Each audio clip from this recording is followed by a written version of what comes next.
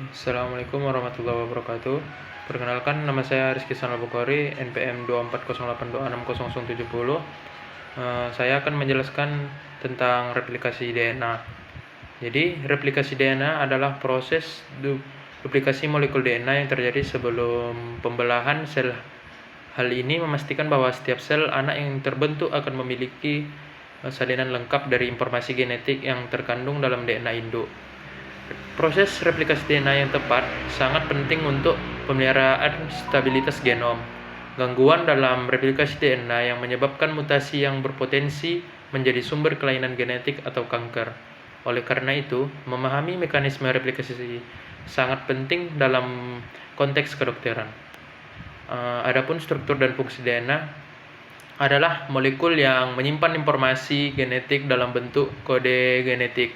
DNA terdiri dari untai polinukleotida yang saling berpilin membentuk heliks ganda atau double helix. Setiap penyusun DNA disebut nukleotida yang terdiri dari gula deoksiribosa atau pentosa atau fosfat atau grup fosfat yang menghubungkan nukleotida. Dan yang terakhir ada basa nitrogen, adenin A, timin T, sitosin C, dan guanin G. Pasangan basa dalam heliks ganda adenin berpasangan timin A sampai T dan sitosin dengan guanin C sampai G. Ikatan hidrogen yang terbentuk antara pasangan basa ini memungkinkan pemisahan untai selama replikasi. Selanjutnya kita masuk ke persiapan replikasi DNA. Pemisahan heliks DNA pada awal replikasi enzim helikae memecah ikatan hidrogen antara pasangan basa A dan T dan C G sehingga membuka struktur heliks ganda DNA menjadi dua untai tunggal yang siap digunakan sebagai template. Selanjutnya, pembentukan telomerase. Telomerase adalah enzim yang menambahkan urutan repetitif pada ujung kromosom atau telomer. Ya, untuk mencegah hilangnya informasi genetik selama replikasi karena bagian akhir dari untai lagging tidak dapat sepenuhnya diaplikasi oleh DNA polimerase. Selanjutnya ke mekanisme replikasi DNA. Enzim-enzim kunci. Replikasi DNA melibatkan berbagai enzim yang bekerja sama untuk memastikan proses berlangsung dengan tepat. Pertama, helikae. Memisahkan untai ganda DNA dengan memecah ikatan hidrogen antara pasangan basa, menciptakan dua untai tunggal yang akan digunakan sebagai template untuk sintesis DNA. Dan yang kedua ada topoisomerase. Selama pemisahan untai ganda DNA, struktur helix dapat menyebabkan ketegangan dan supercoiling. Topoisomerase mengatasi masalah ini dengan membuat potongan sementara dan DNA dan kemudian memperbuktinya untuk mencegah kerusakan. Dan ketiga, primase.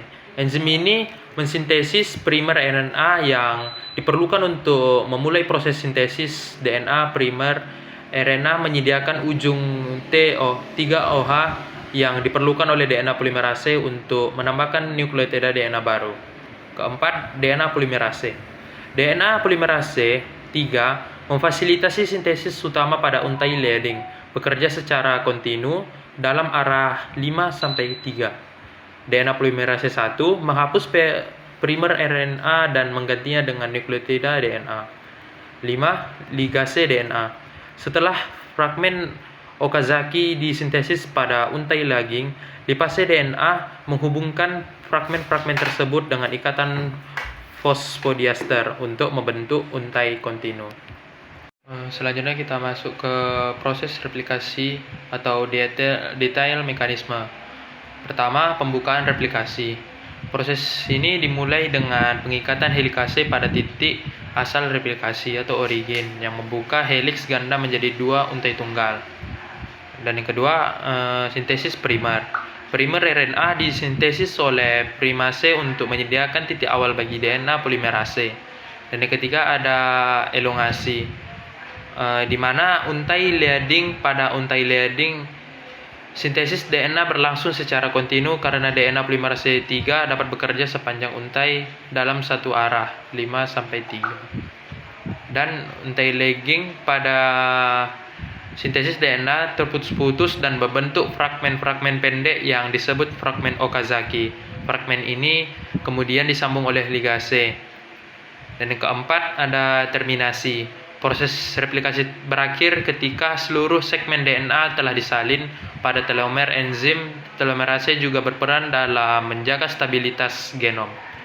Selanjutnya ke regulasi replikasi DNA. Yang pertama itu checkpoint cell.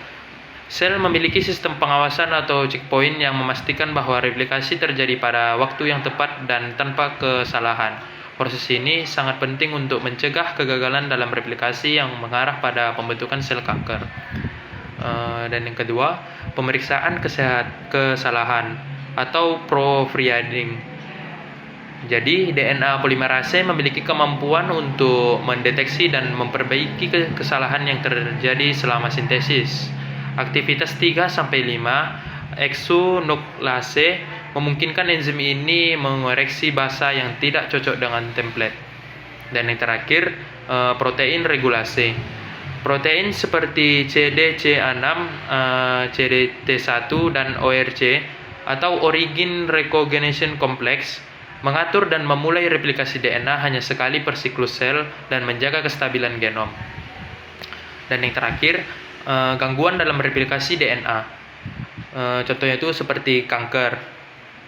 Mutasi pada gen yang terlibat dalam regulasi replikasi atau perbaikan DNA seperti BRCA1 atau 2 dapat menyebabkan kecacatan dalam perbaikan DNA dan meningkatkan risiko kanker payudara dan ovarium. Dan mutasi genetik.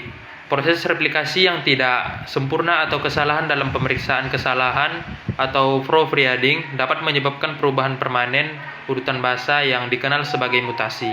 Mutasi ini bisa diwariskan atau terjadi de novo atau secara spontan. Sekian penjelasan saya tentang replikasi DNA. Semoga bermanfaat untuk kita.